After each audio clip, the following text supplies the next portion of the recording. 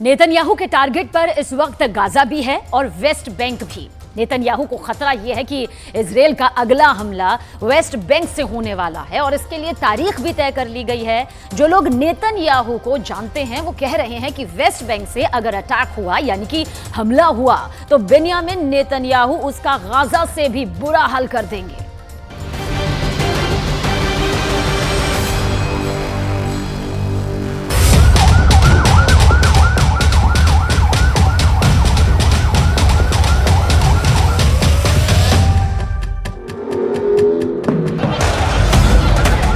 फिलिस्तीन के West Bank के इस अस्पताल के बाहर एक के बाद एक एम्बुलेंस फ्लैश लाइट जलाकर पहुंचती है।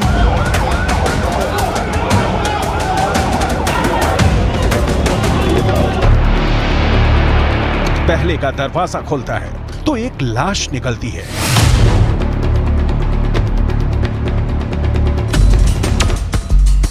इसके बाद दूसरी एम्बुलेंस, उसका दरवाजा खुलता है तो 2 लाश निकाली जाती है।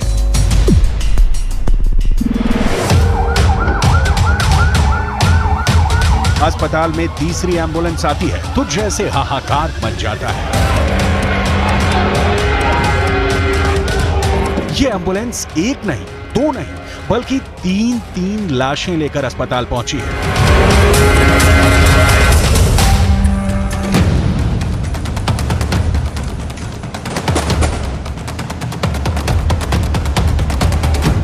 ये है वेस्ट बैंक की गलियां। यहां इस वक्त युद्ध के हालात हैं। ये वेस्ट बैंक के जेनिन का इलाका है। यहां गाजा में हुए हमले के विरोध में लोग इजराइल के खिलाफ प्रदर्शन कर रहे थे, आगजनी कर रहे थे।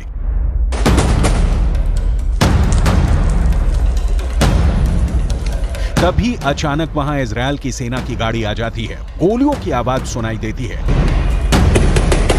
और लोग इधर उधर भागने लगते हैं।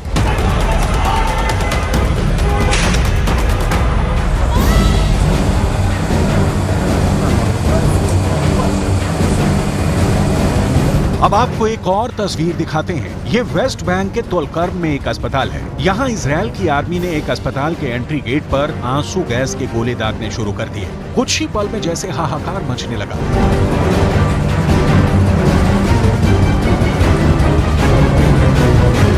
अस्पताल के आसपास में धुआं उड़ने लगा, अफरा तफरी मच गई। लोगों को लगा कि गाजा के बाद अब वेस्ट बैंक पर भी इजराइल की सेना ने हमला कर दिया है।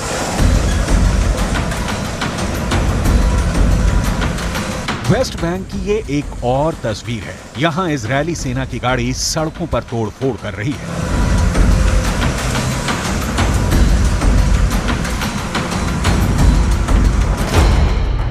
ऐसे में ये सवाल उठ रहा है कि क्या इजरायल अब वेस्ट बैंक को दूसरा गाजा बनाना चाहता है? वेस्ट बैंक फिलिस्तीन का वो हिस्सा है जो गाजा से करीब 20 गुना बड़ा है और यहाँ करीब 30 लाख लोग रहते हैं जो फिलिस्तीनी हैं। यहीं से इजरायल को अब 7 अक्टूबर जैसे हमले का खतरा सता रहा है।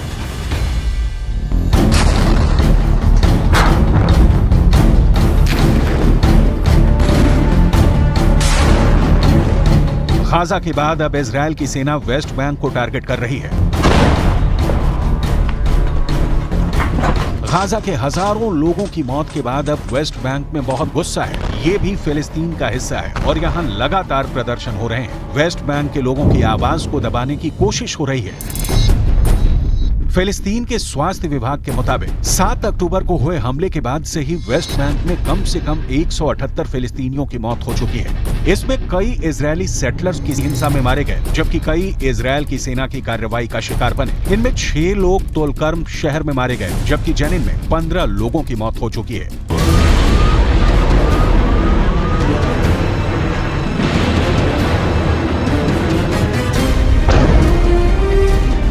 ये पूरी दुनिया जानती है कि वेस्ट बैंक कहने को तो फिलिस्तीन में है, लेकिन उसके बड़े हिस्से पर इजरायल की सेना का कब्जा है।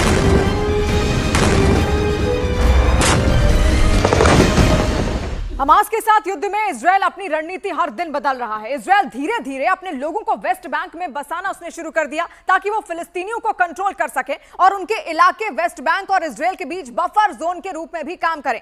वेस्ट बैंक और पूर्वी यरूशलेम में इजरायल के करीब 7 लाख सेटलर्स रहते हैं। मतलब कि इजरायल की 10% आबादी वेस्ट बैंक है या कहें कि फिलिस्तीन में ही रहती है।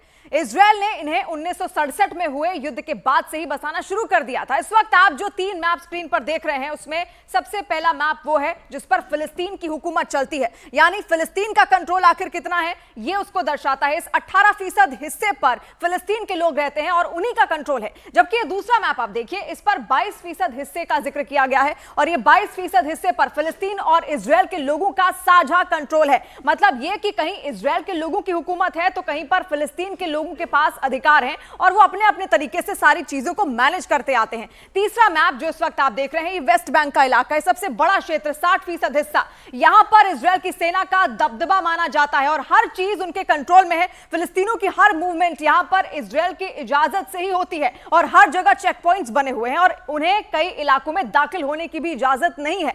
यानी वेस्ट बैंक का 60% इलाका पहले ही इजरायल के कब्जे में है।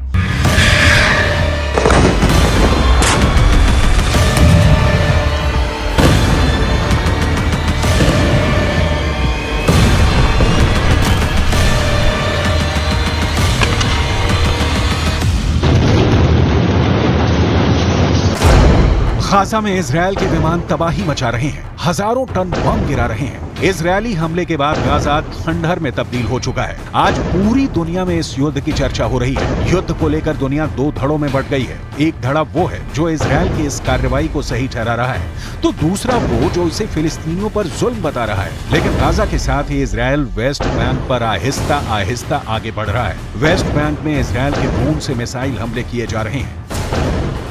वेस्ट बैंक के तुलकर्म शहर पर हमला इसी का हिस्सा है। फिलिस्तीन के लोगों का कहना है कि तुलकर्म में ही रेड के दौरान इजरायल की सेना ने 6 फिलिस्तीनियों की हत्या कर दी।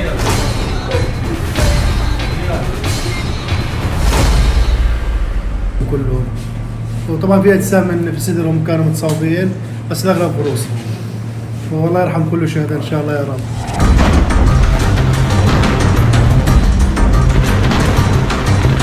ऐसे में ये बात जाहिर है कि गाजा के बाद इजरायल के निशाने पर अब वेस्ट बैंक है। फिलिस्तीन इस वक्त 2 हिस्सों में बटा हुआ है। एक है गाजा जहां इजरायल का युद्ध चल रहा है, लगातार बमबारी हो रही है, तो एक इलाका पूर्व में है जिसे वेस्ट बैंक कहा जाता है। यहीं पर फिलिस्तीन के बड़े शहर जैसे हेब्रोन, रमल्ला, जेनिन और जेरिको जैसे शहर हैं। इन शहरों पर कहने को फिलिस्तीन की सरकार की हुकूमत है, लेकिन असलियत ये है कि इजरायल इस पूरे इलाके को कंट्रोल करता है। एक तरह से देखा जाए तो वेस्ट बैंक और पूर्वी यरूशलेम के करीब 26% हिस्से पर इजरायल अपना हक जताता आया है और वहां पर सेटलर्स को किसी भी तरह का कंस्ट्रक्शन करने की यानी घर बनाने की पूरी इजाजत नहीं है और इजरायल की सरकार इन्हें साल में करीब 40 करोड़ रुपए देती है, जिससे यहां रहने वाले लोग फिलिस्तीन के लोगों की हर खबर पर इजरायल की सरकार तक वो पहुंचाएं और अगर फिलिस्तीन के लोग किसी तरह का कोई भी निर्माण काम यहां पर करवाना चाहते हैं तो वो इजरायल की सेना को रिपोर्ट कर दें और फिर इजरायल के बुलडोजर उस जगह को ढा देते हैं। और फिलिस्तीन के लोगों को काबू में रखने के लिए ड्रोन, इजरायली सेना की गाड़ियां हमेशा इन पर निगाह अपनी बनाए रखती हैं और इजरायल के सेटलर्स को सरकार की तरफ से हथियार तक यहां बांटे जाते हैं, जबकि वेस्ट बैंक के लोगों को हथियार रखने की इजाजत नहीं है। और यही वजह है कि सेटलर्स और फिलिस्तीनी लोगों के बीच हिंसा यहां पर और ज्यादा बढ़ जाती है।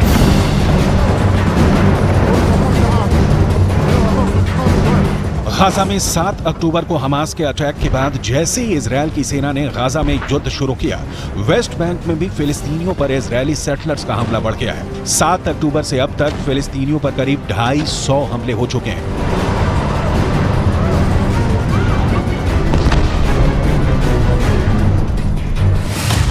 इसमें 174 घटनाएं फिलिस्तीन के लोगों के घरों या उनके सामान पर हमले की रिपोर्ट की गई है, जबकि 30 वारदात वेस्ट बैंक के लोगों पर हमले की सामने आई हैं। इसमें कई लोग घायल हुए हैं, जबकि 37 ऐसी वारदात हुई है जिसमें फिलिस्तीन के लोगों से मारपीट के साथ ही उनके घरों को भी नुकसान पहुंचाया गया है। हालात ये है कि वेस्ट बैंक के इलाकों में लोगों को घर छोड़ना पड़ा है। 7 अक्टूबर के बाद से अब तक वेस्ट बैंक में हजारों फिलिस्तीनी अपने घरों को छोड़कर जा चुके हैं। ये वो इलाके हैं जो इजरायल से लगे हुए हैं और यहीं पर इजरायली सेटलर्स बड़ी तादाद में रहते हैं।